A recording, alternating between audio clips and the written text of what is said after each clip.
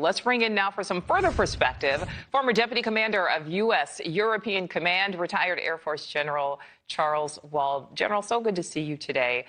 So Iran's foreign ministry spokesperson is saying they are reviewing the U.S. response to Iran's latest proposed ceasefire framework. I'd like to listen to the latest that we've heard from President Trump. We'll see what happens, but we hit them very hard. But we may have to hit them even harder, but maybe not. But we're not going to let Iran have a nuclear weapon and blow up the entire Middle East, Israel, the entire Middle East, and then come here for you. All right, so that was during yesterday's Coast Guard commencement. General, a lot of back and forth here, a lot of reviewing, but what do you think is the actual pathway to progress? Well, it'd be nice if, I think President Trump has given the Iranians every chance to consider a pretty good offer here, and he's given them a lot of time, too.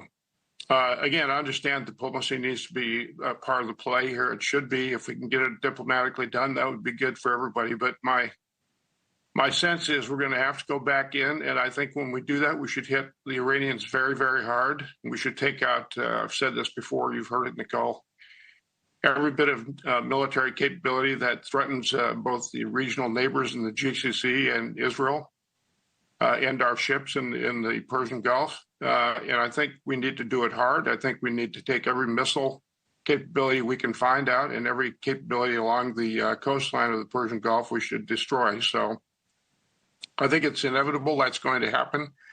I have no faith whatsoever in the sensibilities of the Iranian leadership that's in place right now. And I think the sooner we do it, probably better for everybody. Wow. All right. So we know, General, that Iran's goal, by drawing this out is to make war too costly for President Trump to continue. And as you know, the U.S. has already spent billions of dollars, continues to spend billions. Gas and oil prices continue to surge. Do you think, General, there is a chance President Trump will have to, so to speak, tuck his tail at some point and retreat? No, I don't. I don't think that's in his DNA. I mean, I'm not political, but the United States can't do that. It's a credibility issue. I think we've shown quite a bit of restraint right now. I think we've given the Iranians every chance they deserve. The Iranian people are being hurt. We're not after them. We're after the regime. And I think President Trump will do the right thing. And I think when it's all said and done, the IRGC will be defeated. So, General, you talked about you do think it's inevitable that the U.S. is going to have to hit Iran. So there's this new Congressional Research Service report that is revealing dozens of U.S. airplanes were damaged and destroyed in this war with Iran, saying that the total number of damaged or lost vehicles could be as high as 42. As you know, the Department of War has not published its own comprehensive summary of the damage. Does that concern you? To a certain extent. I hate to see any of our equipment be destroyed on the ground like that, but that's part of the problem we have with Iran. They, they're striking their neighbors, Oman, Qatar, UAE, Saudi Arabia, that are they're our allies. That's where a lot of our aircraft were stationed, and so we need to make sure that doesn't happen again. So yeah, I mean, we're in conflict with the Iranians. They did a pretty good job for a while, but now I think it's finished, and I think it's time for them to go away. So do you think these updates should be coming from Congress or should they be coming from the Department of War?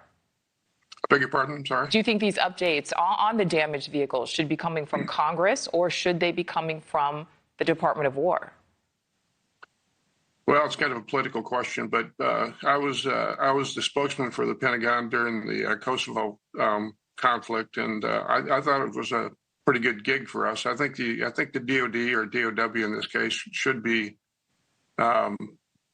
explaining what's happening. I really have a lot of respect for the chairman of the JCS, Dan Kane, and the commander of CENTCOM, Admiral Brown. But yeah, I think it should be a little more military in the news and in discussions like you're talking about. Yes, I do. Well, retired Air Force General Charles Wald, always so great to get your perspective. Thank you. Thanks, Nicole. Well, still ahead, an out-of-control teen takeover.